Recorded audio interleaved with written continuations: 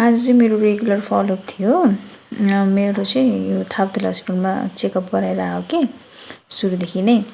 अनि मेरो चाहिँ एलएमपी डेट अनुसार चाहिँ एस्टिमेटेड ड्यु डेट मिल्दैन। अनि यो पिरियड इरेगुलर भएर अनि त्यही भएर सुरुदेखि नै कहिले रिपोर्टमा कति विक देखाउने कहिले कति विक्स देखाउने भइरहेको थियो।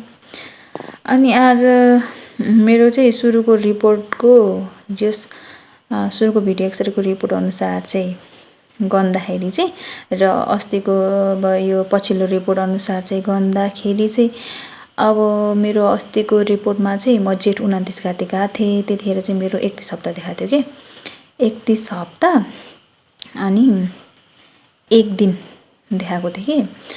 अनि त्यो अनुसार चाहिँ डाक्टरले 1 महिनापछि आउनु अनि फलोअपको लागि। बच्चाको सबै अब हेल्थहरू सबै ठिक छ, वेटहरू अब हार्ट रेटहरू सबै ठिक छ भन्नुभएको थियो। अनि त्यही भएर चाहिँ अनि म ढुक्क भएर आएँ। यो चाहिँ मेरो यो 31 हप्ता हुँदाखेरिको कि ठ्याक्कै आजभन्दा 5 हप्ता अगाडि गएको के। अनि त्यही भएर अनि यो रिपोर्टमा चाहिँ यस्तो देखियो, बच्चाको वेटहरू पनि यस्तो देखिएको छ 1769 ग्राम देखाएको छ है। अनि हार्ट रेटहरू पनि सब ठिक छ भन्नुभयो डाक्टरले। अनि त्यसपछि अनि यो चाहिँ भयो मेरो अघिल्लो स्क्यानको रिपोर्ट कि। अनि म आज गएको है, आज गएको त 5 हप्ता पछाडि ठ्याक्कै दिन गन्दाखेरि चाहिँ 35 दिन पछाडि गएको थिएँ कि म। अनि आज गएको त मेरो रिपोर्टले मलाई नै छक्क पार्यो। किनकि अब यो रिपोर्ट अनुसार त आज 36 हप्ता पुरा भएर 1 दिन अथवा 2 दिन हुनुपर्ने। अब आजको रिपोर्ट हेर्नु न फेरि, आजको रिपोर्टमा मेरो यहाँ बच्चाको कन्डिसन कस्तो देखाएको छ हेर्नु है।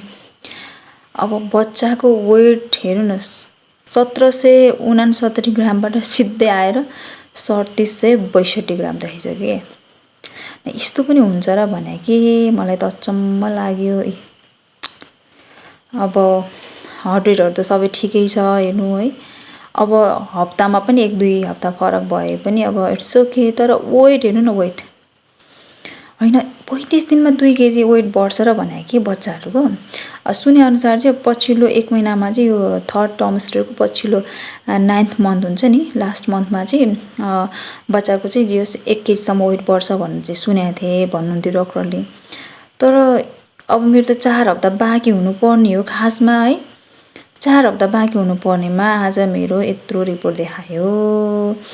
अब बच्चा चाहिँ 39 हप्ताको, वेट चाहिँ 3700 ग्राम, ठ्याक्कै 2 केजी बढाइदियो। लौ न, म त तनावमा पो परेँ होला, मल्ल परेँ। डक्टरलाई सोद्धा चाहिँ सबै ठिक छ, अब 1 हप्ता पछाडि चाहिँ तपाईँको सुगर जचाउनु अनि त्यसपछि हेरौँला रिपोर्ट के हुन्छ भन्नुभएको छ है भन्नलाई त।